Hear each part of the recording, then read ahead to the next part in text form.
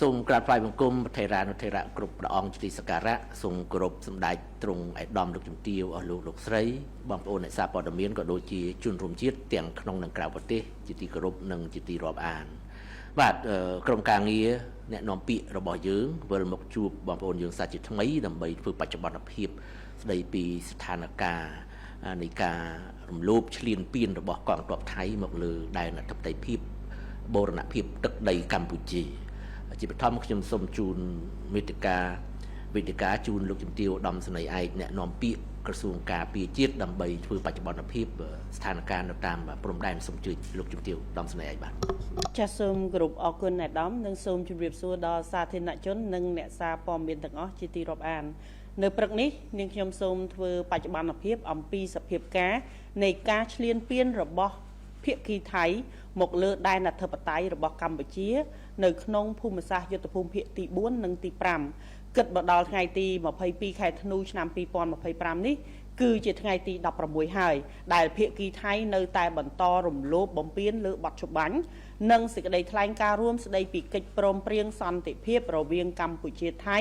ដែលភាគីទាំងពីរបានចុះហត្ថលេខាកាលពីថ្ងៃទី26ខែតុលាឆ្នាំ2025នៅទីក្រុងកូឡាឡាំពួរនេះខ្ញុំសូមជម្រាបជូនអំពីស្ថានភាពនៅខាងជួរមុខ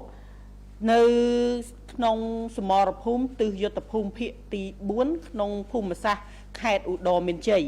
ភាគីថៃចាប់ឧត្តរមានជ័យនិងខេត្តព្រះវិហារភាគីថៃនៅតែបន្តបាញ់ប្រហារដើម្បីឈ្លានពានមកលើដែនអធិបតេយ្យរបស់កម្ពុជាគិតចាប់តាំងពីវេលាម៉ោង 17:00 នាទីល្ងាចថ្ងៃទី21ខែធ្នូឆ្នាំ2025រហូតដល់វេលាម៉ោង 8:00 នាទីព្រឹកថ្ងៃទី22ខែធ្នូឆ្នាំ2025នេះនៅថ្ងៃទី21ខែធ្នូឆ្នាំ2025នៅវេលាម៉ោង 19:35 នាទីយោធាថៃបានបាញ់ផ្សែងពុលយ៉ាងច្រើនចូលក្នុងភូមិសាស្ត្រប្រាសាទតាមាន់ធំនៅវេលាម៉ោង 19:55 នាទីយោធាថៃបានបន្តបាញ់ផ្លោងនិងរថក្រោះបាញ់បំបុកនិងប្រើប្រាស់កាំភ្លើងយន្តបំពាក់លើរថក្រោះបាញ់ចូលទៅក្នុងភូមិសាស្ត្រជាំតែនៅវេលានៅថ្ងៃទី22ខែធ្នូឆ្នាំ2025វេលាម៉ោង 5:00 នាទីព្រឹករហូតដល់ម៉ោង 6:00 នាទីយោធាថៃបានបាញ់ផ្លោងកាំភ្លើងធំរថក្រោះបាញ់កាំភ្លើងដៃនិងថ្មើរជើងព្យាយាមបាញ់ចូលសម្រុកក្នុងភូមិសាស្ត្រប្រាសាទតាមាន់មកដល់ម៉ោងនេះនៅតាមទីតាំងមួយចំនួនយោធាថៃនៅបន្តធ្វើសកម្មភាពបាញ់ប្រហារមកលើដែនអធិបតេយ្យភាពកម្ពុជានៅឡើយប៉ុន្តែកងកម្លាំងរបស់យើងនៅតែកំពុងប្រយុទ្ធតស៊ូយ៉ាងស្វិតស្វាញនិងបន្តតាមដានដោយយកចិត្តទុកដាក់ប្រុងប្រយ័ត្នខ្ពស់ជានិច្ចក្នុងការបំពេញតួនាទីទី2ស្ថានភាពជួរមុខនៅក្នុងសមរភូមិទិសយុទ្ធភូមិភាគទី5ក្នុងភូមិសាស្ត្រខេត្តបន្ទាយមានជ័យភាគីថៃនៅតែបន្តបាញ់ប្រហារដើម្បីរំលោភបំពាននិងឈ្លានពានមកលើដែនអធិបតេយ្យរបស់កម្ពុជាគិតចាប់តាំងពីវេលាម៉ោង 17:00 នាទីល្ងាចថ្ងៃទី21ខែធ្នូឆ្នាំ2025រហូតដល់វេលាម៉ោង 8:00 នាទីនៅព្រឹកនេះនៅថ្ងៃទី21ខែធ្នូវេលាម៉ោង 20:16 នាទីយោធាថៃបានប្រើប្រាស់កាំភ្លើងធំបាញ់ផ្លោងចំនួន2គ្រាប់ចូលក្នុងភូមិសាស្ត្រសង្កាត់អូរិស័យក្រុងប៉ោយប៉ែតខេត្តបន្ទាយមានជ័យនៅវេលាម៉ោង 21:03 នាទីយោធាថៃបានបាញ់ភ្លើងក្រហមទៅលើភូមិសាស្ត្រភូមិព្រៃច័ន្ទនៅថ្ងៃទី22ខែធ្នូឆ្នាំ2025ថ្ងៃនេះនៅវេលាម៉ោង 4:30 នាទីយោធាថៃបានចាប់ផ្ដើមបាញ់ភ្លើងក្រហមលើភូមិសាស្ត្រភូមិជោគជ័យរហូតដល់វេលាម៉ោង 4:35 នាទីយោធាថៃបានចាប់ផ្ដើមបាញ់ផ្លោងចូលក្នុងភូមិសាស្ត្រភូមិព្រៃច័ន្ទចាប់ពីវេលាម៉ោង 4:30 នាទីដល់វេលាម៉ោង 5:16 នាទីយោធាថៃបានបន្តបាញ់ផ្លោងចូលក្នុងភូមិសាស្ត្របឹងត្រកួនព្រៃច័ន្ទនិងភូមិជោគជ័យនៅវេលាម៉ោង 5:02 នាទីយោធាថៃបានប្រើប្រាស់យន្តហោះចម្បាំង F-16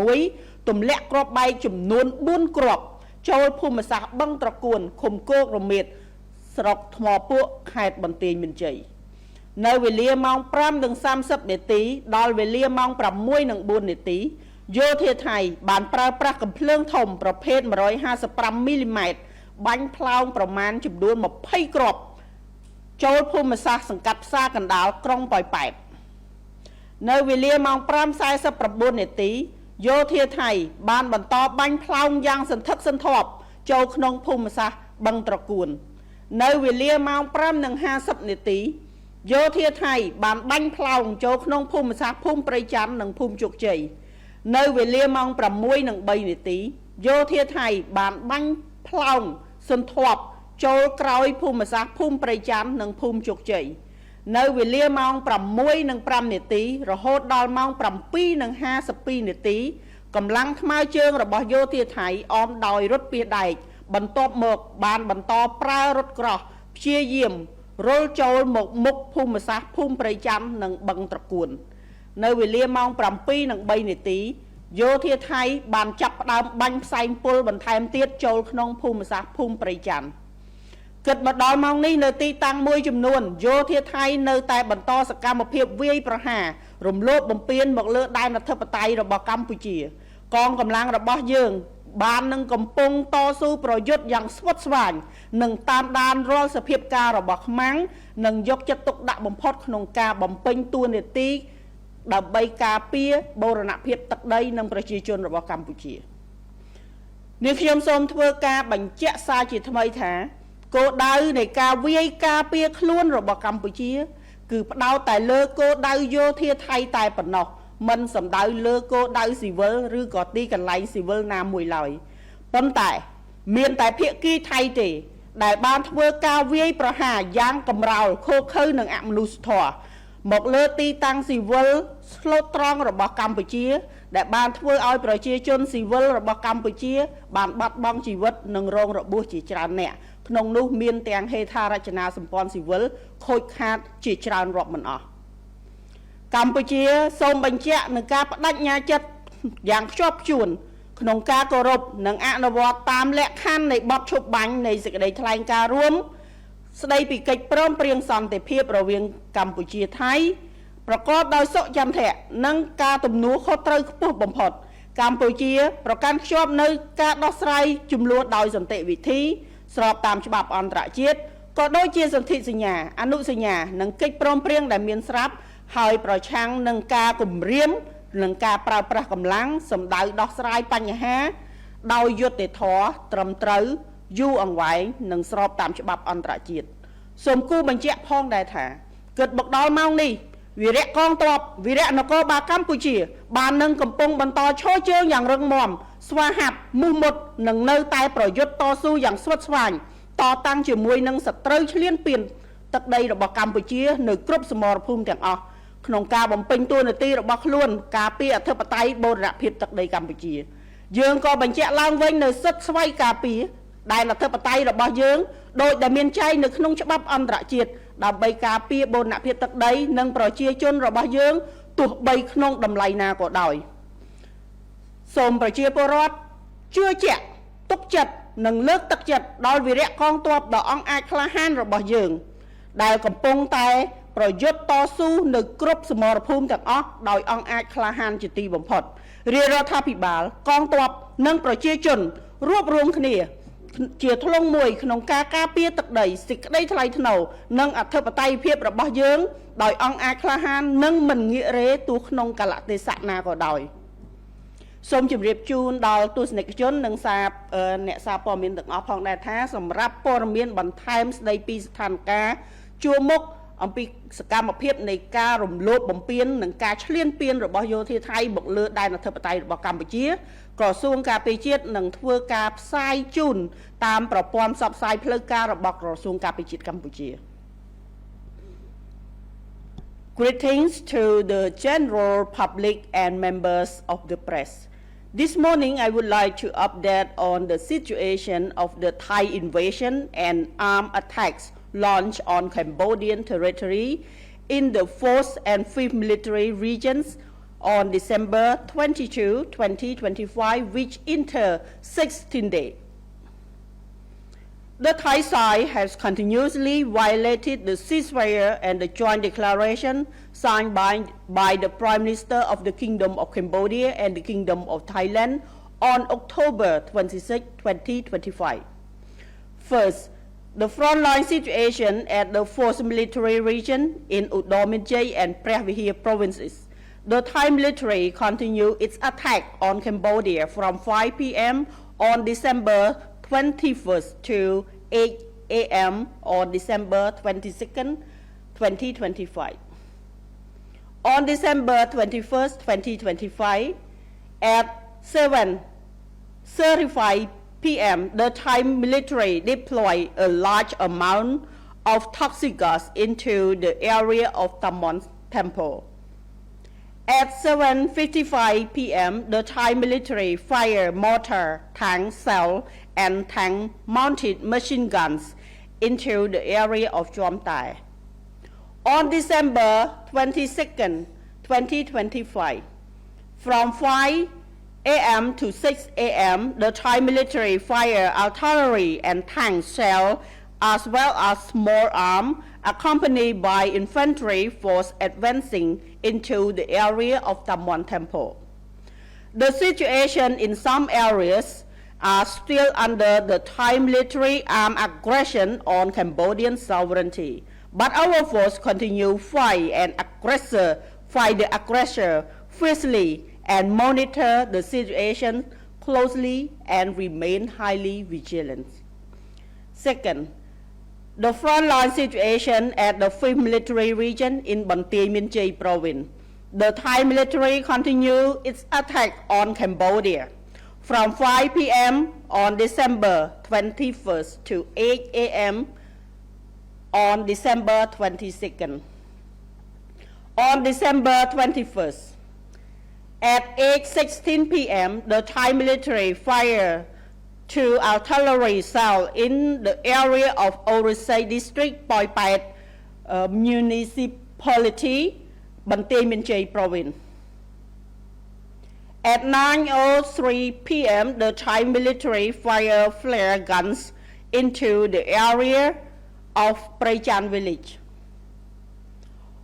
On December 22nd, at 4:30 a.m., the Thai military fired flare gun into the area of Chokchey village. On 4:35 a.m., the Thai military fired shell into the area of Praychan village. From 4:30 a.m. to 5:16 a.m., the Thai military continued to fire shell into the area of Bang Trakun, Praychan, and Chokchey village. At 5:02 a.m., the Thai military deployed F-16 fighter jets and dropped 4 bombs in the area of Bang Trakun village, Kok Romit Commune, Moput District, Banteay Mean Chey Province. From 5:30 a.m. to 6:04 a.m., the Thai military fired approximately 20 shells of 155 mm artillery into the area of Sakandal District, Poi Pat Municipality. At 5:49 a.m., the Thai military continues to intensify its shelling into the area of Bang Trakun. At 5:50 a.m., the Thai military fired shell into the area of Praychan and Chokchey village. At 6:03 a.m., the Thai military intensified its shelling into the area of Praychan and Chokchey villages. From 6:05 a.m. until 7:52 a.m., the Thai infantry force accompanied by armored vehicle followed by tanks attempt to infiltrate the area in front of Bang Trakun and Praychan village. At 7:03 a.m., the Thai military deployed toxic gas into the area of Praychan village. The situation in some areas are still under the Thai military armed aggression on Cambodian sovereignty, but our force continue fight the aggressor fiercely and monitor the situation closely and remain highly vigilant. The Ministry of National Defense of Cambodia wishes to reiterate that Cambodia's right to self-defense is solely targeted at the Thai military targets and has never targeted at civilian areas. Conversely, the Thai side has deliberately attacked locations where Cambodian civilians reside, resulted in many deaths and injuries to innocent Cambodian civilians. Cambodia is firmly committed to respecting and implementing the terms of the ceasefire agreement and the joint declaration between Cambodia and Thailand, as well as all agreements previously reached by both parties, with the high sense of responsibility and in good faith, rather than resorting to acts of aggression or the use of force. Cambodia has been firmly adhering to resolving the dispute through peaceful means in accordance with international law, the existing treaty, convention, and agreements, so as to seek solution that is just, fair, long-lasting, and in compliance with international law. For further update reports regarding the frontline situation, please visit the official media channels of the Ministry of National Defense of Cambodia. Thank you. បាទសូមអរគុណលោកជំទាវឧត្តមសេនីយ៍ឯកអ្នកនាំពាក្យក្រសួងការពារជាតិដែលបានធ្វើបច្ចុប្បន្នភាពស្ដីពីស្ថានភាពនៅជួរមុខបាទគិតមកទល់នឹងថ្ងៃទី22ខែធ្នូឆ្នាំ2025នេះមានរយៈពេល16ថ្ងៃហើយដែលកងទ័ពថៃបានបើកការវាយប្រហារឈ្លានពានយ៉ាងកម្រោលមកលើដែនអធិបតេយ្យភាពនិងបូរណភាពទឹកដីកម្ពុជាកងទ័ពឈ្លានពានថៃបានទម្លាក់គ្រាប់បែកទៅលើទីតាំងស៊ីវិលដោយមិនរើសមុខមិនរើសទីកន្លែងដែលធ្វើឲ្យជនស៊ីវិលស្លូតត្រង់កម្ពុជារងគ្រោះជាច្រើននិងបន្តកើនឡើងជាលំដាប់ខណៈដែលហេដ្ឋារចនាសម្ព័ន្ធស៊ីវិលក៏រងការបំផ្លិចបំផ្លាញជារៀងរាល់ថ្ងៃជាក់ស្ដែងរហូតមកទល់នឹងពេលនេះមានជនស៊ីវិលស្លូតត្រង់ខ្មែរបានស្លាប់ចំនួន19នាក់និងរងរបួស79នាក់ក្នុងនោះមានស្ត្រីមានកុមារនិងមានមនុស្សចាស់ចំណែកឯប្រជាពលរដ្ឋភៀសសឹកចេញពីផ្ទះសម្បែងដើម្បីគេចពីគ្រាប់ផ្លោងរបស់ថៃបានកើនឡើងដល់ជាង520000នាក់ហើយហេដ្ឋារចនាសម្ព័ន្ធស៊ីវិលជាច្រើនដូចជាផ្ទះសម្បែងផ្លូវស្ពានសាលារៀនមន្ទីរពេទ្យអគារពាណិជ្ជកម្មឯកជនវត្តអារាមរហូតដល់ប្រាសាទបុរាណដែលជាសម្បត្តិបេតិកភណ្ឌដ៏មានតម្លៃរបស់មនុស្សជាតិក៏បានរងការបំផ្លិចបំផ្លាញជារៀងរាល់ថ្ងៃពីការទម្លាក់គ្រាប់បែករបស់កងទ័ពឈ្លានពានថៃ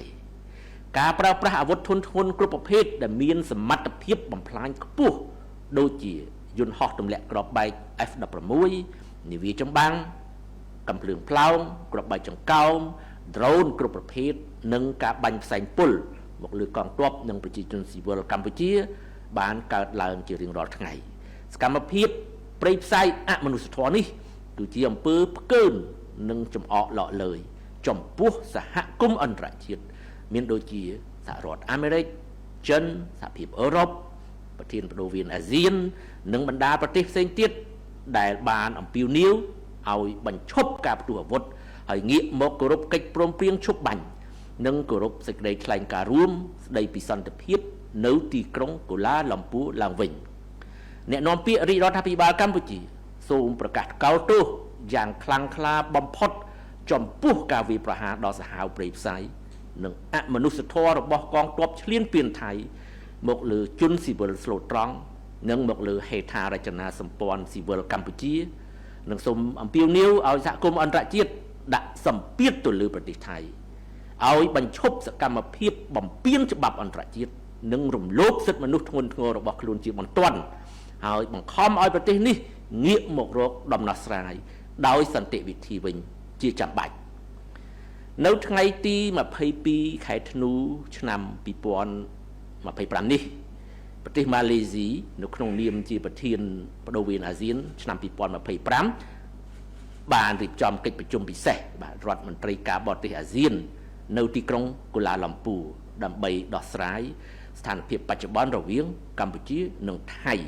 កិច្ចប្រជុំពិសេសនេះឆ្លុះបញ្ចាំងអំពីការបដិញ្ញាចិត្តរបស់រដ្ឋជាសមាជិកអាស៊ានចំពោះការឯកភាពនិងសាមគ្គីភាពអាស៊ានក៏ដូចជាមជ្ឈភាពអាស៊ាននៅក្នុងការថែរក្សាសន្តិភាពសន្តិសុខស្ថិរភាពនិងវិបុលភាពក្នុងតំបន់ស្របតាមធម្មនុញ្ញអាស៊ាននិងសន្ធិសញ្ញាមិត្តភាពនិងកិច្ចសហប្រតិបត្តិការ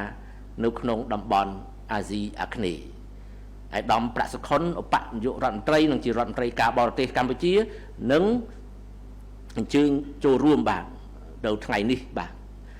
នៅក្នុងកិច្ចប្រជុំពិសេសនេះ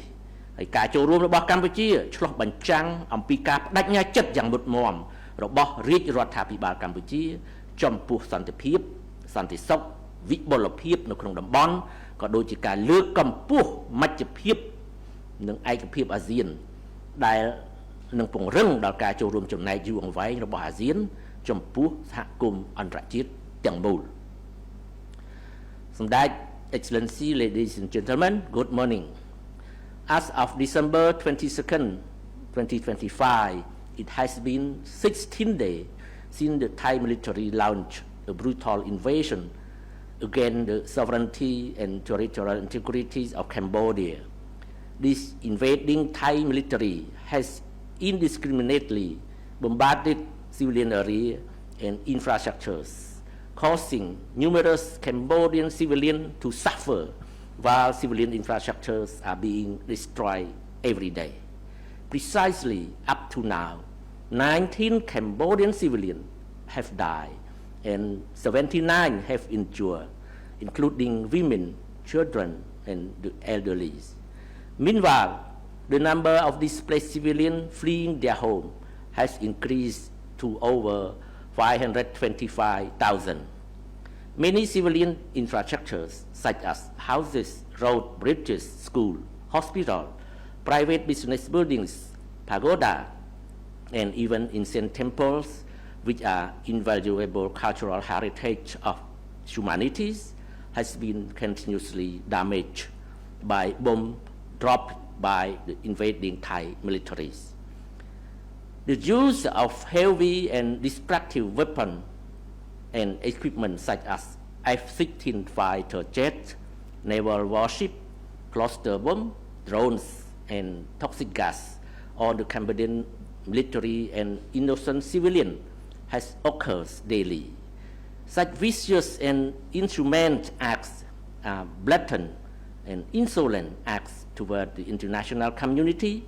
including the United States of America, the People's Republic of China, the European Union, the Asian rotating chair, and other countries that have called for a cessation of hostilities and a return to respect for the ceasefire and the Kuala Lumpur Joint Declaration. The spokesperson for the Royal Government of Cambodia condemns the strongest possible term for barbaric, ruthless, and inhumane attack launched by the invading Thai military on the innocent Cambodian civilian and civilian infrastructures. We also appeal to the international community to pressure Thailand to immediately stop violating international law and to compel this country to turn to resolve the issues through peaceful means. Today, December 22nd, 2025, Malaysia asked the chair of ASEAN to be convened a special meeting of the Asian foreign ministers to address the current situation between the Kingdom of Cambodia and the Kingdom of Thailand in Kuala Lumpur. The convening of the special meeting reflects the commitment of Asian member states to Asian unity and solidarity, as well as Asian centrality in maintaining peace, security, stability, and prosperity in the region, in accordance with the Asian Charters and the Treaty of Amity and Cooperation in Southeast Asia. His Excellency Prasukon, Deputy Prime Ministers and Ministers of Foreign Affairs and International Cooperation participates in this special meeting. The participation of Cambodia reflects the strong commitment of the Royal Government of Cambodia to peace, security, and prosperity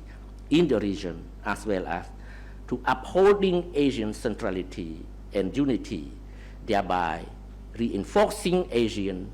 enduring contribution to the wider international community. Thank you for your attention.